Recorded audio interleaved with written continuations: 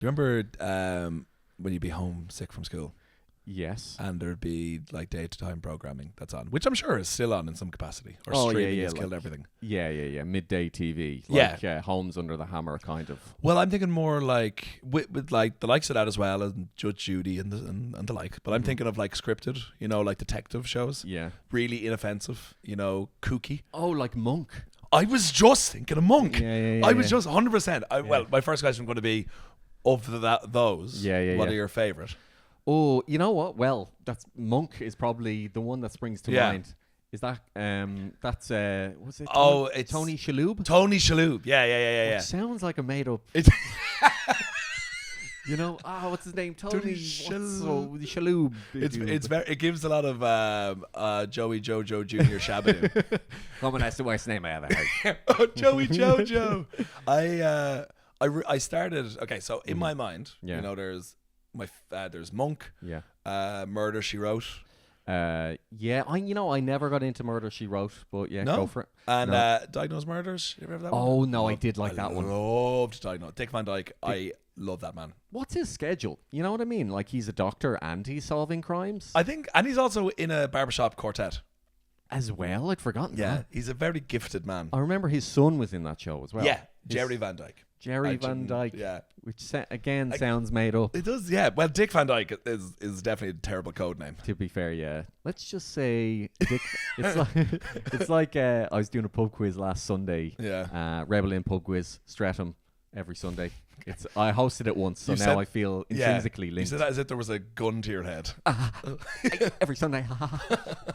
But there was one question that was, what was the code name of the FBI informant for Woodward and Bernstein? Did I already tell you this? Someone did. The other day, maybe I already I said think this. you did. anyway. Yeah. But his code name, during the Nixon scandal. Yeah. And his code name was. Robert Redford. That's the joke I made. Oh, is it? Oh, We're just an echo chamber of gags. But his code name was Deep Throat.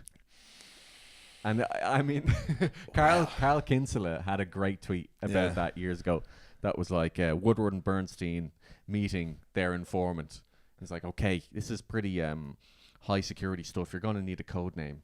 What should we call you? And he's like, oh, I don't know, just something normal. Oh my God. Just off the top of your head. Yeah. I was watching something last night. Yeah. Just, send me what flies with you guys. Yeah. But I remember I used to come home from primary school and watch Diagnosed Murders. And the last one I remember ever watching was he was sent to death row. What? Yeah. He was like found guilty of a crime and sent to death row, and it was like, come back for part 2. I never saw part 2. I don't know what happened. That's it. Straight to death row. Straight with to you. death row with you. That's how it works. What was his name again? Inspector Morton? No. The doctor. Yeah. Oh, I actually can't. I used to know. It's like, no, it's something kind of kooky. Dr. Solve Murder. Oh, that's it. That would make sense. Dr. Solve Murder. There's no room for subtlety in daytime TV. No, writing. really, and it's so gentle and lovely. Yeah. And the guy that played who was in Greece, who played one of the 40-year-old teenagers, was in Diagnosed Murders as well. Oh, is he in it? He's in Diagnosed Murders. The guy who's like looks like he has gout and he's wearing a leather jacket. Yeah, It's like, yeah. Oh, I'm a teenager. I got a wife and kids to go back to. Ow! Well, hold me back. But I was rewatching a year or so ago. Sorry, one thing before we move on from daytime detective things that I just remembered. Yeah. Monk, right? Yes. Another cast supporting actor in that. Do you know who the chief commissioner is? Oh! Would you fuck me? That's right. Fuck me. That's the only other thing I've seen him from. And he's still got that carnivore. He's still got, but goddamn it, Monk. he's saying normal things. Yeah. Hand in your gun and your badge. You're off the case, Monk. Oh, would you fuck me? Oh, it feels like he's a mouthful of yogurt or something like that. Places the gun and badge on the desk, or else it goes to human resources again. But yeah, sorry, he's the killer from Silence of the Lambs. He is. For For anyone who has not picked up on it. who don't know what that is. But I started watching about a year ago, and it's dreadful. Monk? Oh, it's so bad. Is it? Yeah, it's woeful. What? 13-year-old me didn't know. Oh yeah, I was. It's like I'm terrified to go back and watch a lot of those old things in case in case I was just young and stupid enjoying it. Turns out that was probably the case. Probably the case, yeah. You know what? I need to rewatch Barney and see if it was all. I feel like that might not keep me interested anymore. I don't know, man. He's got something on. He's purple. He's a bit I love green. you, you love me. That's a very binary view of the world, okay? I love you. Yeah. You don't have to love me. That's fine. Consent is key with Barney. Yeah, where is he on the political spectrum? That's what I want to know. Well, I think we're all wondering what spectrum we're I on. love you. You love me. I vote left wing. 1, 2, 3. Oh, they probably updated it to make it bloody woke. Guns are fine. Depending on where it's being brought. Yeah. From my cold dead hands. Say it with me, children. Speaking of children, I got easy segue. We got a message From a child. from a child in reference to a child. That's not really any better, is it? Yeah. Scooching closer, Joe. Yeah. I think you're. I don't know about the framing. I feel like you're framed out of the YouTube version. I can't sit. I have to do what does someone say? Delaney said I sat in a butterfly or something like that. Oh yeah, what were you in? Like the butterfly I don't position? even know what the that is. pretzel position? I think it was. I remember butterfly. I think Yeah. pretzel feels painful. I don't, because your legs were folded in such a way. It didn't look like a man of your age should be able to pull off such a thing. I've been told I'm flexible by people in almost like scared hushed tones. Like I remember I went for a massage many moons ago when such things could be afforded, and she was like stretching my leg up and basically touching my shoulder, and she was like, how am I doing this? And then she brings in another member of staff, and just all you hear is the chosen one. He is more chewing gum than man. but we got a message from a school pal of mine. I'm gonna let you. Oh read. yeah, please, because I haven't heard this. You have not. Yeah, we were trying to discuss what the best way to do this is. Yeah, but I have not read this. But he's got an anecdote about our Joe. That's me. This is from Porrick. Porrick, yeah. Porrick He Daily. says, thank you, Porrick, for the message. He says, loving the pod, boys. Great start. Good, lovely opener. Bit of flattery. Wow. I love the story already. We are bright red here with embarrassment. He says, okay, a weekly highlight on the long commutes to and from work. Cue for the pod. Pick a highlight of silly things you said in class whilst at school. Oh, I've already got one locked and loaded, Okay, but perfect. I'll get through this. Yeah. If Joe is struggling for one, there's a peach that stands out from the very first class of RE in first year at NACE CBS. Teacher asks if anyone knows the difference between Catholics and Protestants. Q vaguely confused looks across the 30-odd students in the room until Joe shoots up a hand with a very misplaced confidence and says, "Sir, is it true that Protestants don't believe in Jesus?" Straight in. He's like, I got this covered, guys. Now, don't hold it against Joe too much, as not a single fellow pupil who had come from St. Corbin's primary school thought this was outlandish. What? Well, I never thought about it, you know. More reflection. Why did the teacher ask this? Oh, religion is like, that's like religion studies. Yeah. What do you think Ori was? No, like a really excellent class. I was there. And top of the class. Yeah. Now, what did he say? More of a reflection on the primary school teachers, I reckon, but still makes me chuckle to this day for the confidence he threw his hand up with it, and he still got it. Fair play. Yeah. And the teacher is Thanks, with us Porg. today. Come on out. I will say Porg was probably my first school friend. Yeah. And a great. His mum was a preschool teacher. Yeah. Primary school, preschool. She used to mind kids. She used to like Montessori. Okay. She's great anyway. She's a great woman. Yeah. But I don't remember that at all. Really? I have no point of reference for that. I've done far more openly embarrassing things in school for that to be. If anything, that's just like, oh, that's where it began. Yeah. You know. Do you know what? That's a funny point because Thank you. you just keep dishing them out, man. Yeah. Another funny point. But because like you do these things in primary school and you think, and people are always like, no one's ever going to remember that, right? Don't be embarrassed. You know, when you just suddenly go, in the middle of the day thinking about something cringe that you did. But I do remember things that other people did in school. Yeah. No, 100%. To this day, do you remember the OC? this show. Oh OC. yeah. I remember one of the girls in my class. I don't want to wait for. No, that's not that one. No, that's One Tree Hill. Oh, there. Tree all day, tree all night. Is that the OC? No, it's.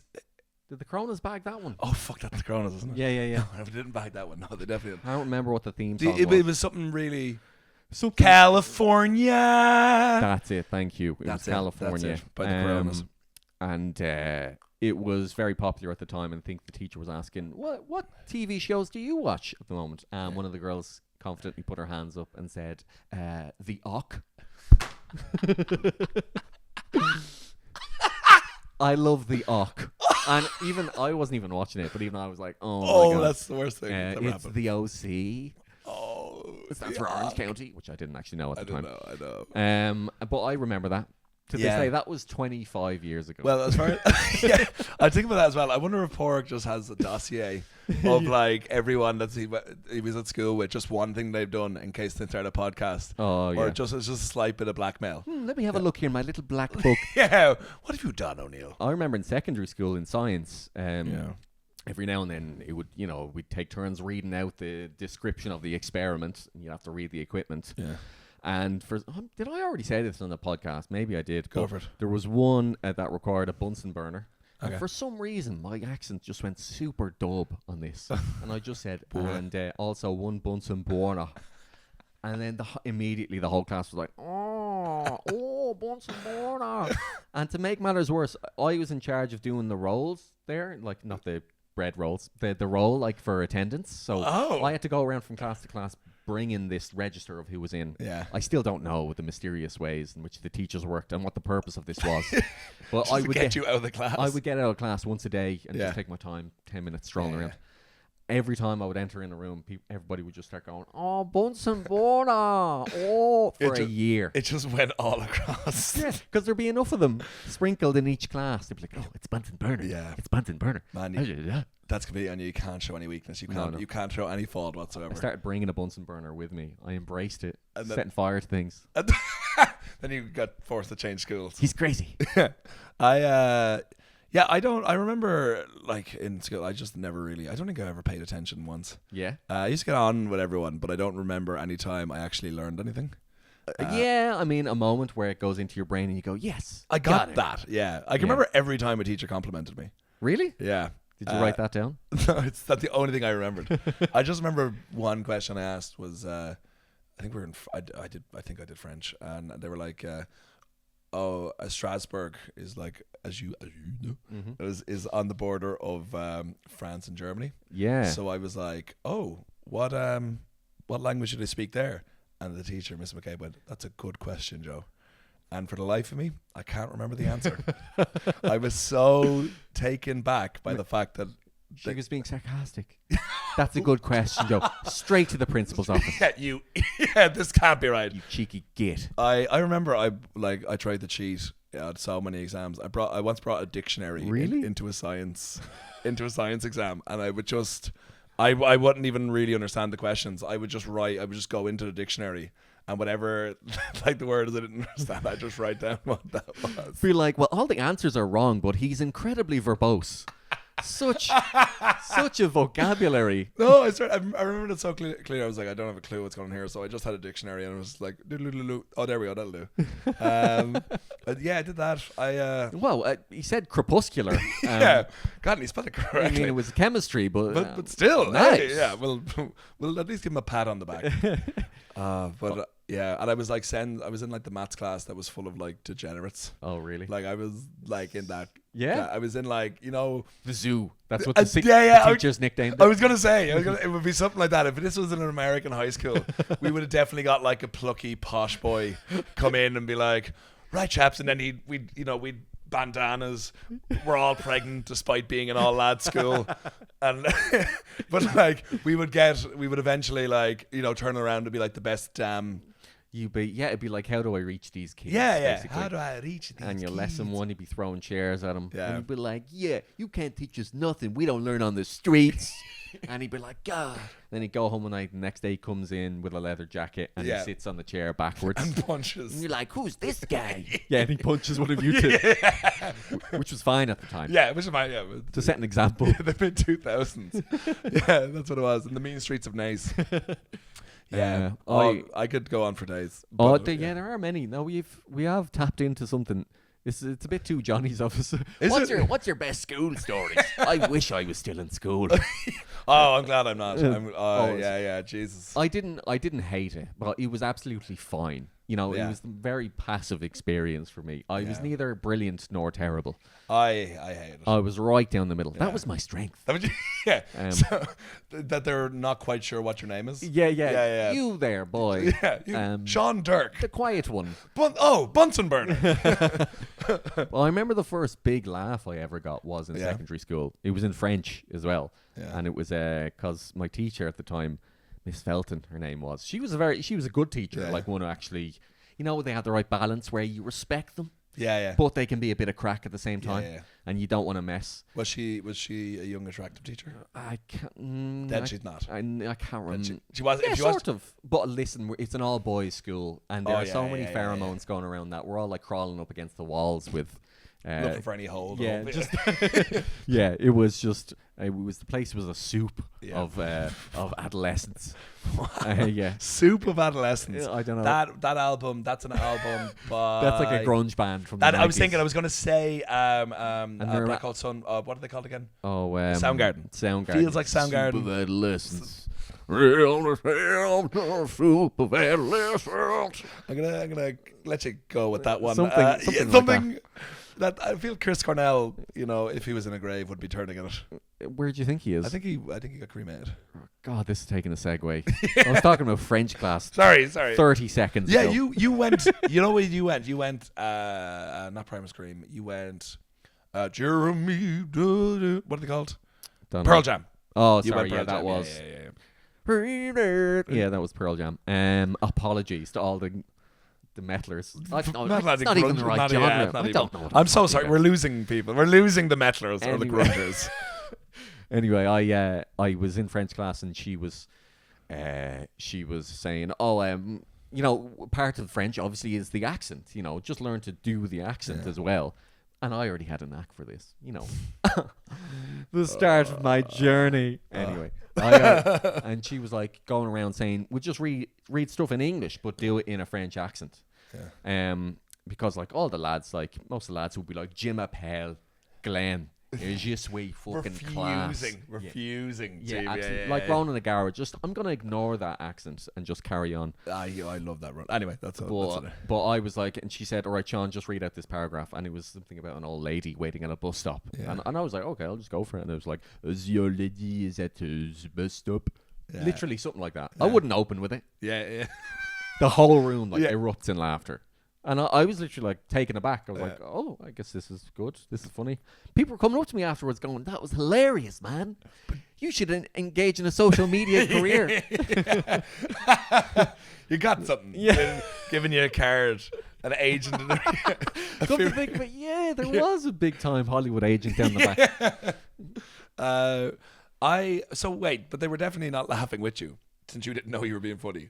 No, I mean, I guess I don't know. They weren't laughing at me, though. That sounds mean now.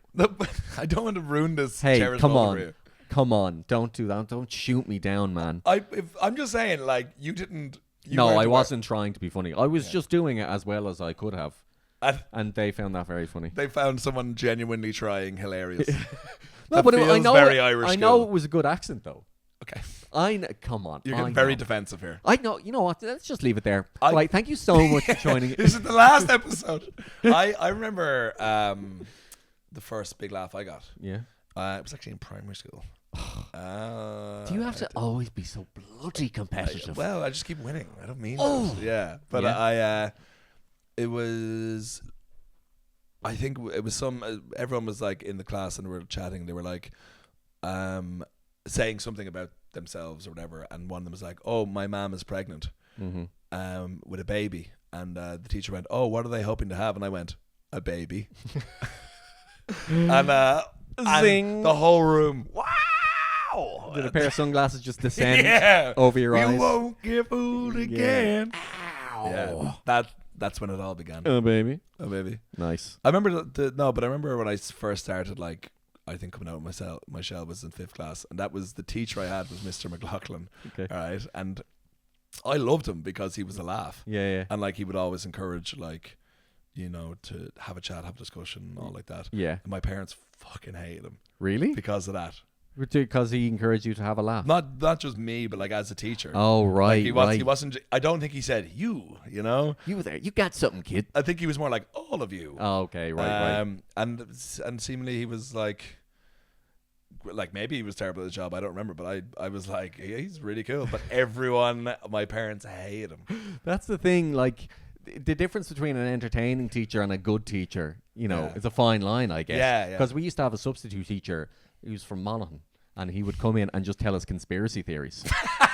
And I'd love it. He'd be like, you know, I actually can't really do a Monaghan accent. I don't. Monaghan, hey. Monaghan, hey. You know, there's, you know, no, I just can't. It's too far outside outside the pale. I don't know. This is the first I'm hearing of Monaghan. Yeah. How's my Elaine is from Monaghan, and my impersonation of her is, wow. One syllable. I couldn't think of anything there, but I'm just going for a cautionary walk. Yeah, let just it be. To prevent. I'm really scared of DVT in my own deep vein thrombosis. Do you remember everyone was afraid of deep vein? It was really hot for a while. No, that's the scary thing. You get it from being on a flight for too long. Are you getting like updates on like Twitter of just being like? Scooch in closer, Joe. You're just edging out of frame. I'm not edging out of frame. Stop edging me. Is that how you use that phrase? I believe that's how you use that phrase. Shall we edge? Oh, I've got one more funny, embarrassing story actually that I remembered just occurred to me. It was on like a sports day in school. Okay, and have you ever done a welly toss? Probably. I'm sure I've thrown a welly. a welly wang. Yeah. Where. I'm sure I've thrown a welly. Yeah. Is a funny thing out of context. Yeah, I'm sure. Where were you on May 17th, Joe? I was throwing a welly. That's all I'll say. But we were out in the park in River Valley, and it was just like who could throw it the furthest. Everybody had their various techniques, but the main thing they all had in common is that the welly went forward. Okay. You know, when it came up to this guy, I was like, I'm going to reinvent this sport. Okay. Everybody was crowded behind me. So not only did I threw it underhand, and instead of it being just a half-arsed crappy throw, I was greeted with a chorus of "ah," because I threw it into the crowd. The teacher's like, and I remember I had this Scottish teacher. She's like, I didn't even think that was possible. Duck, children. This is the end for us. The welly comes for all of us. The prophecy foretold. That welly had some hang time. There's probably time that we could move. No, children, accept defeat. I'm halfway through my fucking soliloquy. There we go. I got some good height on it. I'll say like when you're doing that voice, it is what is it? Done the Weans against us. Oh yeah, done the Weans against us. He's throwing the welly against us. He's done the wellies against us. Here's one for you actually. Yeah, that got me thinking. Once we got chatting about Limmy, in case anyone was wondering who my perfect impersonation was of. Oh yeah, you got that, didn't you? I did. Yeah, good. Turn the Weans against us. Turn the Weans against us. Iconic. It's so good. Like 7-second song. What's that mean? Turn the Weans against us. Just out of context, the guy shirtless in a housing estate, but he's wearing a jacket. Yeah. So he's no t-shirt, but he's jacket on, just shouting in the street. Turn the Weans against us. Oh, and it's recorded on someone's phone, so it feels. But like you'd have to, if you get Limmy, you get that. Yeah, I can understand. I discovered Limmy quite late compared to most people. I discovered him after the Blind Boy podcast. Yeah, did the interview with him. I'd say a lot of people discovered this stuff on YouTube or on social media afterwards. And there's just such a like kind of attention to detail and specificity to his humor that is just it's so incredibly Glasgow. I love that. What makes it great. And it's my example of like, you know, when people are so concerned about, who does this appeal to? Like, will this translate? Yeah. If Limmy with his like very specific Glasgow humor and accent, you know, can translate, then like anything can. Yeah, absolutely. People get it by the context. Like there's one where there's just like I mean, there's Wrong Way Down the One Way Street is probably my favorite one. Down the wrong way street. Da. Your father would be proud. And there's one where this guy is like trying to mug him, and he's like, "Don't meet, don't," and then he kind of talks, and he's like, "Guess your laptop." He's like, "Don't meet," and he's like, "Just talk to me," and the guy gives him his sad story. And it's like a minute long. He's like, well, my stepdad, and we fell out. Yeah. And then before he even finishes it, he just used the opportunity to smash him over the head with his back and walks away. It's like such a bait and switch that I've just ruined for everyone. Oh man! But so we did a scene in monologue night. I was hosting like 18 months ago, right? Yeah. And we put out tickets for it, and like whenever you do, it's like a good crowd. It's a free event, so like anyone can show up, and it's just like work in progress, original. Writings or people doing monologues or whatever, okay? Yeah. And I got chatting, these 3 Scottish people came in. And generally, at these things, the people who are coming are friends of performers or writers or something like that. Okay. And they were like, no, we just saw the gig, so we said we'd come down. And I was like, oh, great. And it's like, oh, you should get my mate in. She's a writer, and like she's doing well. And I was like, oh, wow. And she used to work, see, where I'm going to this, but she used to work in the Toucan. She used to be a waiter in there. Yeah. She wrote the Kill Jester. No, really? Kill Jester. Is she in it? Is that she her? Doesn't, not her. Right, but she wrote that. She wrote the Kill Jester. Do you know what else she wrote? What? 1917. The film? The film 1917. What a range. Yeah, and the Edgar Wright one, late night. A lot of The World's End? No, Late Night in Soho. Oh, Late Night in Soho. Is that what it's called? With Matt Smith. Yeah. And Anya Taylor-Joy. Yeah, I haven't actually seen that one. That's the only Edgar Wright. Neither have I, no.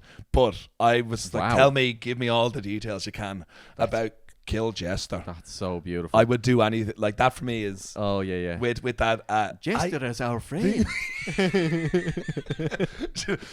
She's gonna be here the whole time, giving clues and stuff. Yes. Kill Jester. She's shake mate. Brilliant. That's so cool. That is very cool. And like that surpasses 1917. That's the dream. Yeah. I'd rather watch that sketch a million times. Yeah. Oh no, that 1917 was good. That sounds like when it was nominated for Best Picture. It was very good. Amongst maybe she was nominated for an Oscar as well for writing it. Oh yeah. And I remember like she is. There were regulars in the first pub I worked. Sorry, these 2 lads were regulars in the first pub I worked in, and they were always telling me to go to the Toucan, and they said that your one worked there. Yeah, and that's why Rain Night in Soho or Late Nights, whatever it's called, is set in the Toucan at some parts. Oh, is it? Okay. Because she lived upstairs and she worked there and she wrote it. Wow, she was really in that place. Yeah, really in that place. 1917, good film. Andrew Scott's in that. Yes, doing a gritty role. Ooh, I'm in the trenches. Wow. War is bad. Sometimes, God, Andrew Scott, what a poet. War is bad. Has anybody thought about that before? Yeah. Dropping some hard truths here. Every middle class British man is in that movie. Oh. Except for Hugh Grant. That's all I've got. That's good. I love Hugh Grant. I love Hugh Grant. Like, Hugh Grant is the funniest man, who apparently an absolute arsehole to work with. Really? I've heard it's either really difficult. Yeah. Because he's like acting stupid. No one should do it. Yeah. He said he has a story of like he grew up in a very, very wealthy family. Yeah. And all of his family are in banking. Okay. And he went and like so it's a rags to riches story. In fact, he was probably more wealthy as a child. But he was at this dinner with family and extended and stuff like that, and it was all financial people, and it was just after 4 weddings and a funeral, so like he was A-list, Golden Globe nominated, he was probably the main British actor, British celebrity maybe, and he's chatting to this this finance guy, and he was like, yes, it's like, what do you do? And it's like, I'm an actor and I was in this, and it's like, and your family is like, they're in banks. So it's like, what banks? You're like, couldn't give a shit. Couldn't give a shit. That's great. Yeah. But speaking of people who were difficult on set. Oh yeah. We got a reply. Oh yeah, because that's funny, because we did you explain what I'm looking for this. Well, so we did a Corey on did a Corey. Shout out to Corey, ex-housemate Corey. Shout out to Corey, who told me a story His friend told him about working with Pierce Brosnan, which actually did pretty well on social media, which is nice. People like that one. About this misunderstanding on set, where somebody thought Pierce Brosnan was rude, but it was actually all a big misunderstanding. Very funny.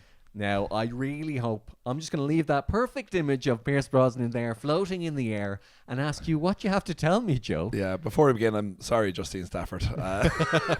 Yeah, she was right in there saying, I'm so glad Pierce Brosnan's not a bad guy. Yeah, this is going to be the reply video we put out. This is from David T. Okay. Who's... Is that a pseudonym? I think so. This is from Deep Throat. And his username is username_withheld_. So I'm just saying, trustworthy guy. Interesting. But his reply was, Pierce Brosnan is rude.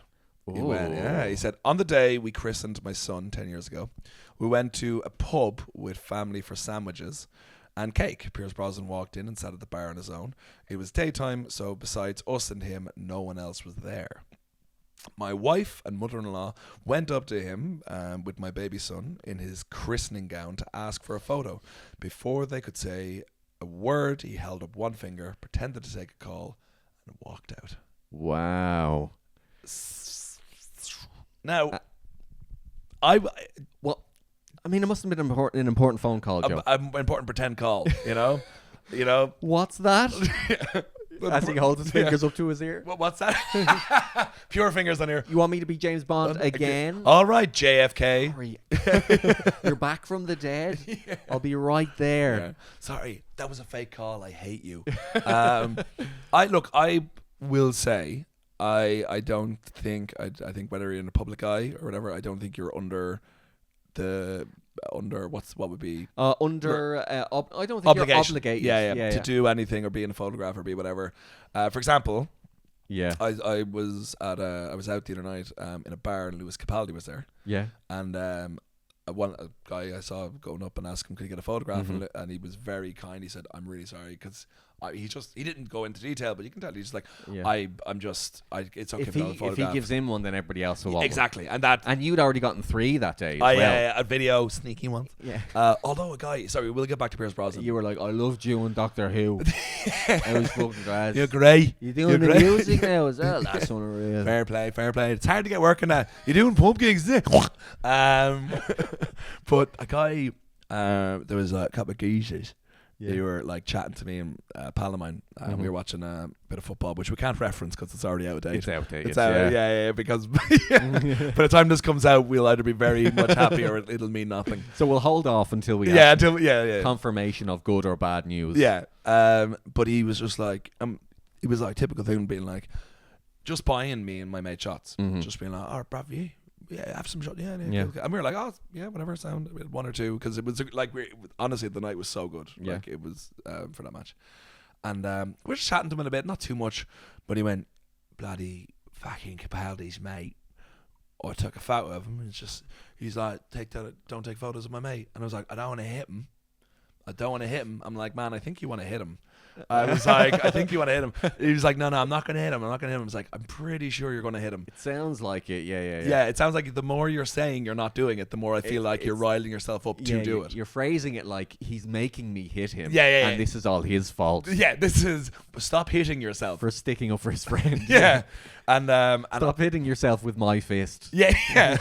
So I was just saying to him, I was like, man, look, he's nothing to do with him. He's nothing to do with you. Just let it go. Like, it's not really like he's out having a night out. If you just want a photograph taken, he's like, he could have fucking said to me a bit fucking. And I was like, yeah, but man, it's one of these nights you're having a good night. You're watching the football. Just leave it.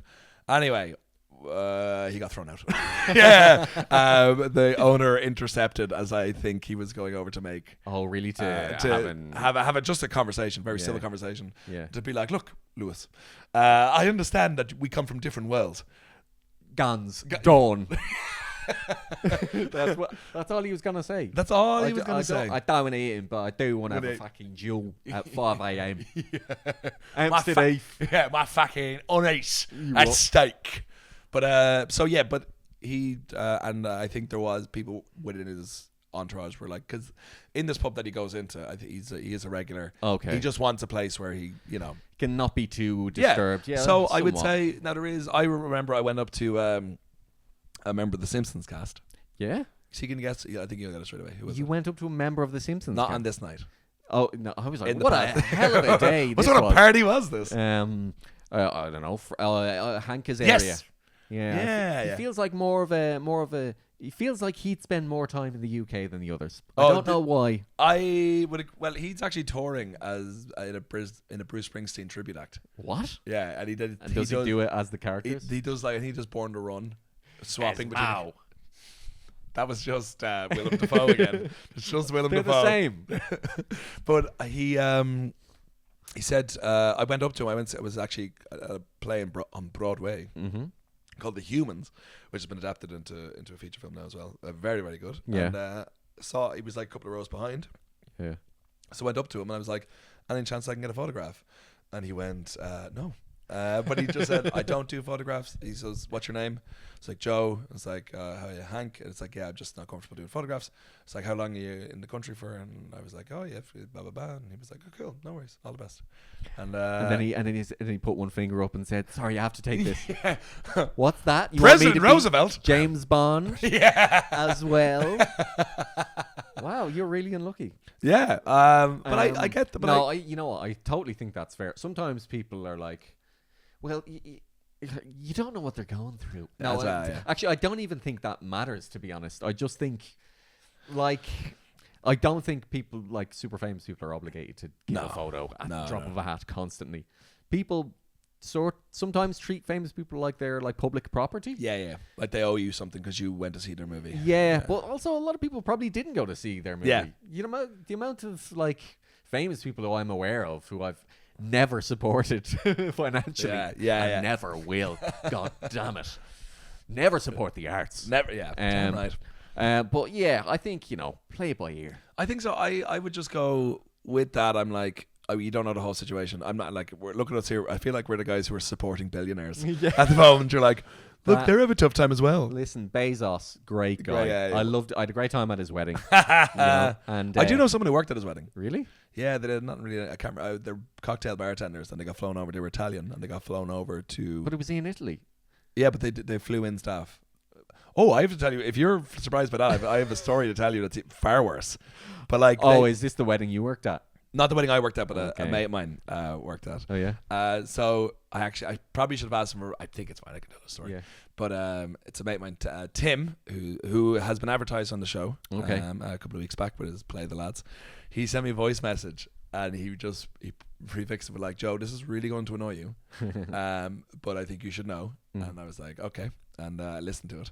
And basically, the thing was there was a wedding in Dare Manor in Limerick. Okay. Where the Ryder Cup is next year, I think. Oh yeah. Do you know this one? This is ringing a bell, but crack on, 'cause this I is will. Actually creepy. Yes, insane. Yeah. He said that so these Americans were getting married, okay, and they weren't Americans with any Irish heritage. They were just like, which is fine. They just want to get married in Ireland. They were from like the southern states, and and what they wanted to do was like the night before, like they want to have a big, bring everyone down to the town, and like have drinks in a couple of the pubs.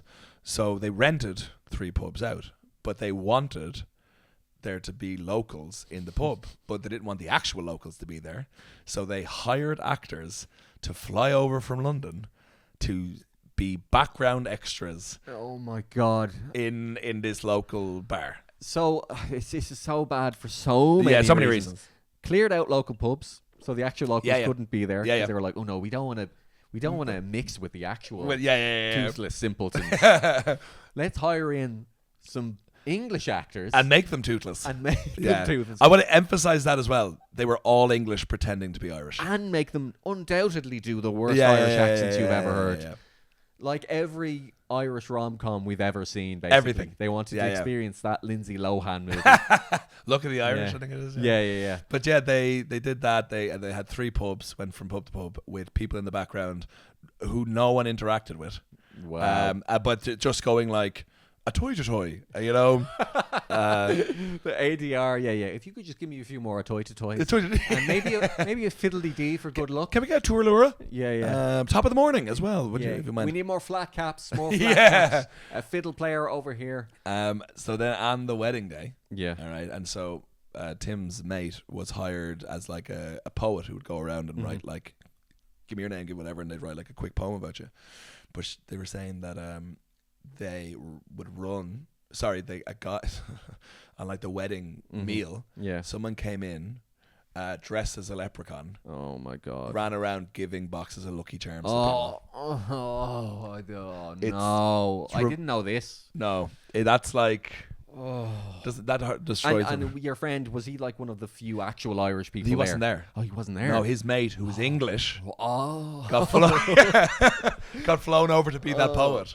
They're like cosplaying, and it's so offensive. But it's so like just the idea of they wouldn't. Well, I can understand, from working a lot of bars, why some of the locals. But you just say to the bar managers, be like, I don't know, bring them out to the countryside and let them escape for an hour or two. Bring them out to the woods and say, go on, get. Yeah. I never want you anyway. We don't want you no more.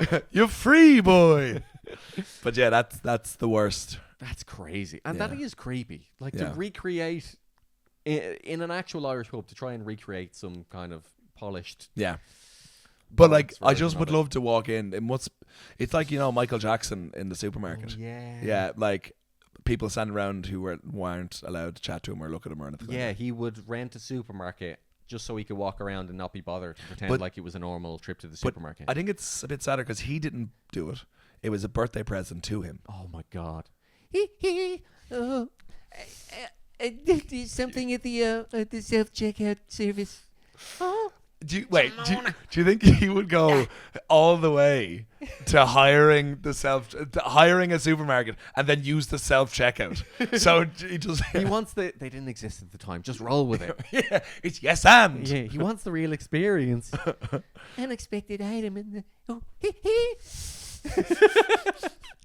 Oh my God! Have you seen the trailer for his film? I've seen the guy get really mad that's the impersonator because he's like, it should have been me.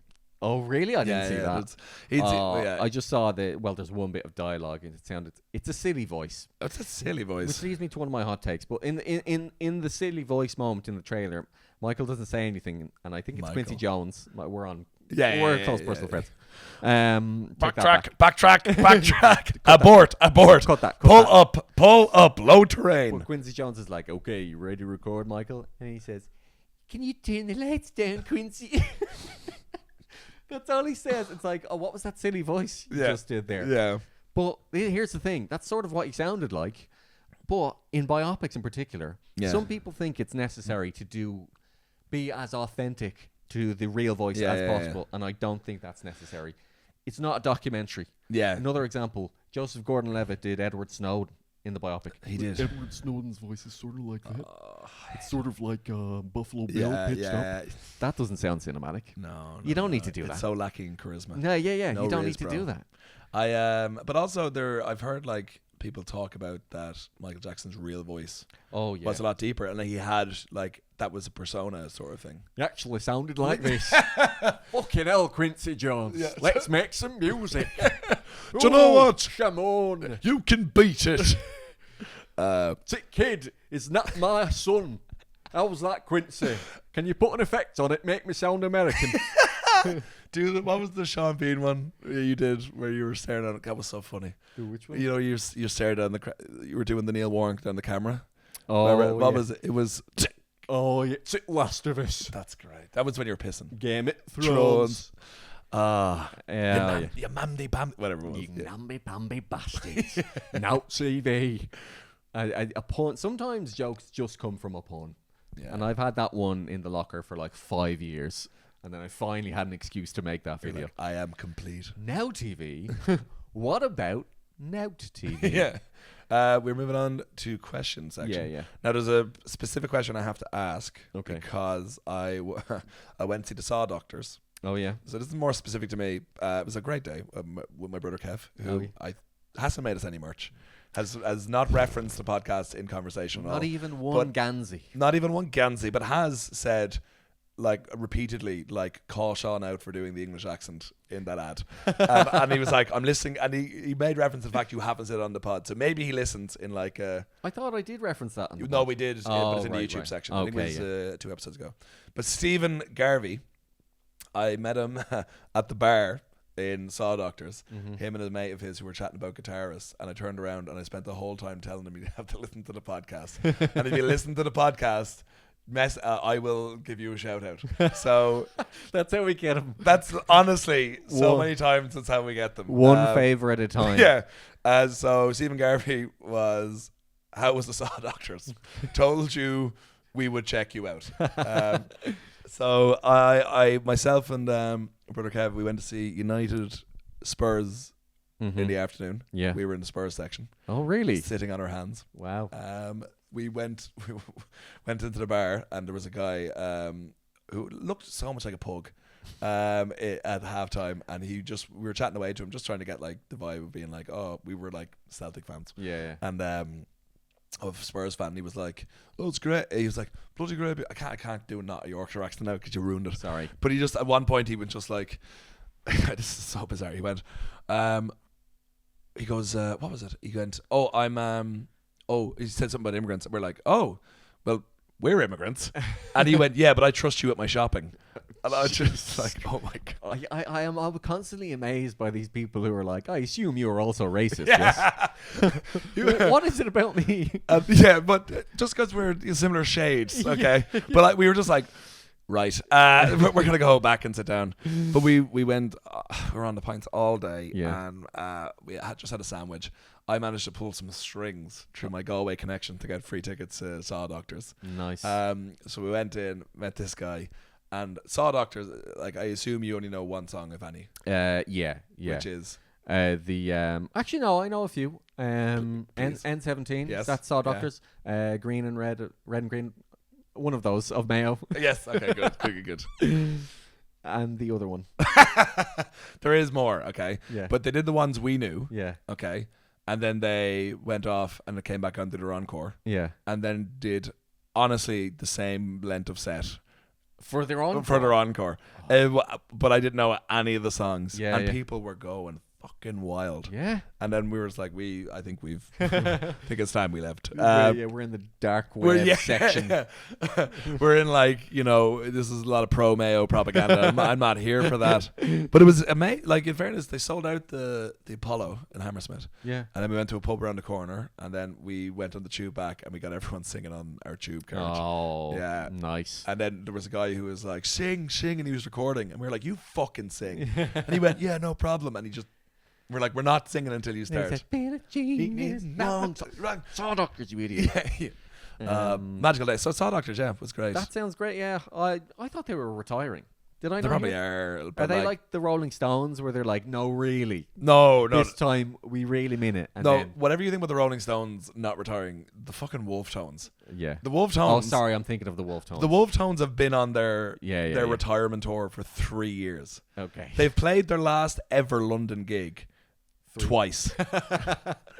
They can't keep getting away with this. They just don't stop. Yeah. And it's just the case of, I met someone. Why would who you? knows them, and they're like, they just keep getting more money. Yeah. But like, I'm glad I saw them in Finsbury Park. Never again. In the pouring rain, wasn't it? A mate of mine came over with his missus. Yeah. And from Dublin to see the gig. Right? Yeah. It was lashing rain. And it was like a great lineup. It was Niall McNamee, The Scratch, High Kings, Undertones, someone else I can't remember, and the Wolf Tones. Yeah. And they left before the Wolf Tones. Oh, they flew over specifically for that gig. Literally and the main event. But like, pathetic Fools. people. Pathetic people. We also went to see The Weir this week. We did get to see The Weir. Yeah. Quite the varied week of art. Yeah, it was a very. I read that play years ago. Yeah. And I love that play, and going to see Mr. Gleeson. Oh yeah. And all his work. You call him Mr. Gleeson. I call him. I've respect for him, sir. Yeah. Joe put his hand up throughout the play because he wanted to ask a question. I'm just like, what's Martin McDonagh really like? We were ejected within 15 minutes, but we kept sneaking in. I'm a wiry guy. But that was great. Tom Vaughan Lawler is also in. Yeah, playing Graham Norton. And playing, yeah. His character's pretty exuberant. Yes. But good, great play. I went in not knowing the first thing about it, other than Brendan Gleeson was in it, and it's called The Weir. Because at first you said, "Oh yeah, people are just here to see Nidge," and I thought you were joking. And then he actually came out on stage, and I was like, "All right, I really did not look into this show whatsoever." He looked at me and was like, "You didn't lie." It was like you laughed out of just support. Idiot. I do that 20 times every episode. I know. What Yeah, is he exactly sure. saying? Yeah, sure, Jan. No, I love that. And what is interesting is, Sean McGinley's in it, who also plays one of the dads a in Braveheart. barfly. Oh yeah, for people to reference. Yeah. But he played Brendan Gleeson's part in The Abbey years and years ago. Oh, really? Yeah. But it was for anyone. I would recommend going to see. What? That's why he kept butting in and doing the lines. No, you're doing it wrong, Yeah. Brendan. Where's the pathos? You don't know what that means. But it's really, but it's a lot of storytelling. Yeah. A lot of anguish. Yeah, a bit of tiny bit of supernatural suggestion. Let's say The idea of supernatural. It is. Yeah, it's not like chairs are moving around and Brendan Gleeson going, "Whoa, it's a poltergeist." Maybe they should do that. The Weird too. The weird. Back in the same pub. Yeah. Here we go again. Right. I think we should leave the YouTube, audio. yeah. We should go to the YouTube version now. Yeah. But thanks for listening. Again, this is our first time recording unsupervised. Completely unsupervised. Without somebody who knows audio tech better than us. So I hope this sounds all right. But we're working it out. Thanks for listening. Yeah, any suggestions, let us know. I don't think we got a question for this one. No. I don't know. I don't want to panic. Anything, what's the greatest stage performance you've ever seen? God, there we go again with a nebulous. What is wrong? That's greatest stage performance. Oh my God, fine. Chicken fillet roll. Yes or no? Now we're talking. Yeah, that's the stuff. All right. Talk to you next week. Bye, guys. Bye. This will come up. I've one for you, but this will come up eventually on a podcast. Yeah. Like in the audio, because I think YouTube is slightly safer. Oh yeah. Yeah, because I was at a screening of a film on Wednesday evening. I think I invited you to come. You couldn't go. Oh yeah. And you should have, because it had one of the most excruciatingly embarrassing moments. Yeah. Like third person, so like not me, but it was. Please spill the tea. Spill that tea, please, my lord. But so I was at the opening gala of the Irish Film and UK Festival. Yeah. Film Festival, which is always great. By the time this comes out, it'll be finished, but really, really great. If anyone wants to get involved, get on to them for next year. And last year, the opening film was Mrs. Robinson, which is a documentary about Mary Robinson, which was brilliant. They had a Q&A afterwards. Really, really great night. This time it was, they were showing a movie called Trad, right, which is about traditional Irish music. And I went in, it's like, oh, it's a documentary about that, grand. So a few heads went down, and we were, sitting there in the audience, and the director got up and said a few words, and it was like, this is like a love letter to Irish traditional music. And it began, and I was like, oh, I saw the names, and it was Aidan Gillen, Sarah Green, Peter Coonan. I was like, oh, this is a film. I thought it was a documentary, so I was like, oh right, kind of reset my brain. Yeah. Very, very good movie. If anyone on a zero budget, if anyone can get out and stream it or get out and watch it in whatever way, because it is something really, really good. But once it finished, they had the Q&A. Yeah. And there was 4 people doing the Q&A. The director, and then one of the actors who was also one actor and another guy who were like music supervisors, who were like really well known Irish trad players and musicians. Yeah. And they were asked a couple of questions, and then there was someone from the back put up their hand and said, sorry, I'm just wondering if Labras, I think his name is, could Labras do a dance like he did in the film? And he was like, well, has anyone got a whistle? Has anyone got a whistle? And no one had a... Who's Labras? Labras is one of the music supervisors. Right. He was in the film as well. But and he does a dance in the film? He dances like, just like kind of, not like... He's not like profiled, not like a spotlight on him. No. He's sort of like, hey, okay, as music is playing. Yeah. And they're like, well, Labras do his dance. He was like, well, has anyone got a whistle to play? No one has a whistle. Room of 200 people, no one has a whistle. And then why would someone have a whistle? Why would someone? And then I always have it on my keys. And then he went, well, can someone do a? Is anyone here a musician? Yeah. And lady in front row like put up her hand, and she's like, well, you sing a Shannog and I'll do a dance. And she's like, no, I'm not doing that. And he went, come on, you will. You will. And she's like, no. And no one is like, everyone's like that. And he goes, all right. And it's a bit of a pause, and they try to move on. And he just goes, all right, up. And he just gets up. Oh, and no. And does this dance, right? And gets the mic. And puts it and starts going. Oh, He does it himself. Does it himself, up and down. Yeah. And everyone's just like, yeah, They're clapping along. Okay. But every Irish person is like, oh my god. We're like in the background making the stop. Well, You're killing us, man. Yeah, well, all the Brits are like, yes. Finally, our suspicions were true. You do this shit. I can imagine someone walking into the cinema at that time, looking down, just seeing. It was. You're killing us, Yeah. man. I had a great, but I went out for drinks with the director afterwards. Yeah. Really great. He directed Black 47, wrote and directed Black 47. Oh, is that the famine Yeah. revenge film? I have seen that actually. Yeah, it's really good. Yeah. He gave some great advice, Yeah. which might be suited to people here. Yeah. I was just like, what? In general thing of like putting on shows, putting on anything like. I'm just like, going to the next level. What were you to do? And he said, just always imagine it's a circus. Okay. And you're the ringmaster. And it's just like, whatever you do to bring people in the door, do it. Fair. But make sure it's the right people. Okay. Because you don't want them messing with the elephants. This metaphor was really simple, and then very specific. It's a circus. Hang on, I'm not finished. And you're the ringmaster. Yeah. Just get people in, but only the right people. Yeah. Because you don't want people touching the elephants. Yeah. Don't get me started on the fucking seals. Yeah. Seals. Yeah. You know the ones they play with the bouncy balls. Who's your ball guy? Who's your ball guy? Well, again, this is about the arts. Remember that. That's all. Just find it in your Have head. a safety net. Did I say that? Figurative one. Yeah. That's all. And emotional. Thanks so much. Yeah. I'll write that down. I'll get a tattoo of that on my back. Thanks, you prick. Hold on, I'll see. There should be a question as well. Okay. Do you have any insights anymore? Any? I can't remember. Did you say there was some DMs or something? That's what I'm looking for. Oh, right. Okay. Yeah, I was just hoping you could fill time. I'll do a dance. I went to see a show called by a comedy character called Anna Mann on Wednesday. Oh, that's right. Yeah. With my friend Jess, and that was excellent because the character, I think the comedian's called Colin Holt. I think. Yeah. He's been in stuff like Afterlife and loads of English TV shows and that. But this character's been going for years and like quote unquote retired or actually died a few years ago, and now she's back.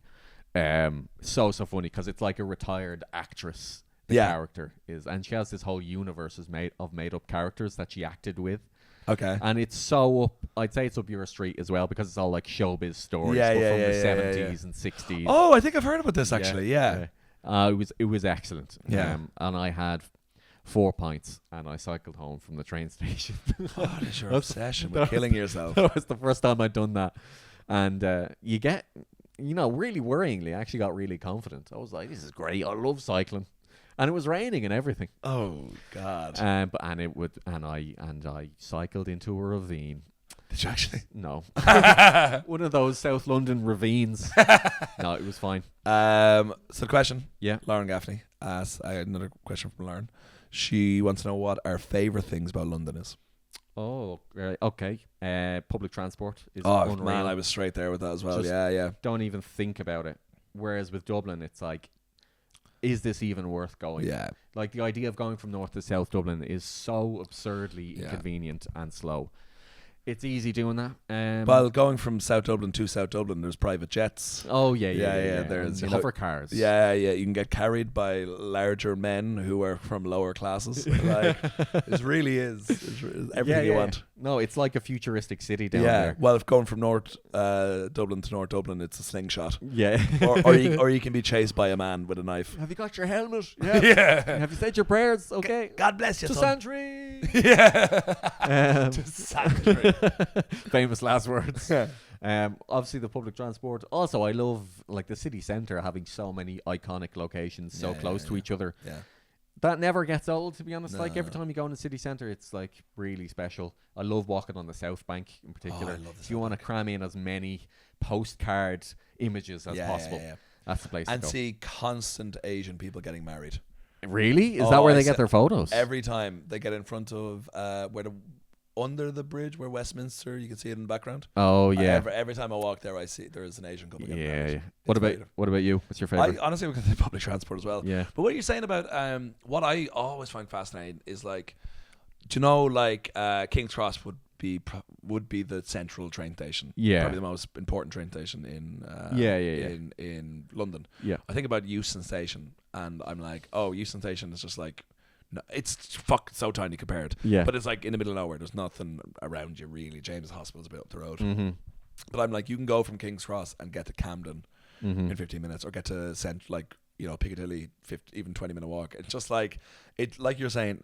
I'm literally copying your answers, but it blows my mind how close all these varied, massive train hubs, basically like Euston stations where loads of people go to the Midlands. Like, although it has a reputation as being a bit of a crap station where things are constantly cancelled. But King's Cross and St. they are literally like 10 minutes walk from each other. I would say as well, like if you want to go anywhere in the world, it's one flight. It's the easiest place. It's so accessible. That's another thing. I like how close to Dublin it is, actually. Yeah. So it's kind of the best of both worlds. I just think it's just there's so much going on. I just like my one thing. It's a huge class divide, but aside from that, aside from that glaring issue, and it's expensive. But what I will say is, like, I'd say Dublin is as expensive, and in London you're getting so much more. Yeah. Oh, Jesus, so much more. So it's like, well, at least I'm in this, and we're like in the best of every world because of I thought it was a Good Friday Agreement. It's actually the Anglo-Irish Agreement or whatever it was in like 1958. That we just come over here and we're like, we can vote immediately. I'll rub it in my girlfriend's face constantly. I registered to vote in like 15 minutes.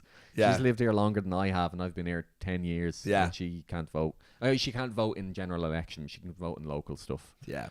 Loser. Yeah. Anyway, we'll leave it on. No, that. you have to look up a joke this time. I've looked up the last. No, I don't care. My never phone prepare. is recording. Well, now can we just leave it there? No, because the YouTube's like already over an hour. But they don't mind it. YouTube. Okay, fine. Look, I'll take Irish jokes. Okay. I'm the one who has to feckin' upload it, and it takes 3 hours. Well, what's 40 seconds more going to take? Okay. What's your best joke, Ireland? Here we go. Okay. Leave me alone again. Jesus Christ. I think this is the same thread. A horse walks into a bar. I've not read this, so I don't know what's going to happen. Horse walks into a bar. The bartender says, "You come in here an awful lot. I think you might be an alcoholic." To which the horse says, "I don't think I am," and promptly vanishes. You see this? What? This was based off. Oh, okay. This is based off Descartes' famous philosophy. I think therefore I am, but I couldn't explain that before the rest of the joke because that would be putting Descartes before the horse. That's pulled good. it out of the bag. Oh, thank God for that, Reddit. I thought it was another unfortunate detour, but No. that's very clever. That was straight there. Okay, thanks YouTube. Thanks YouTube. See you next time. Thanks for being attractive. Bye bye. Bye bye.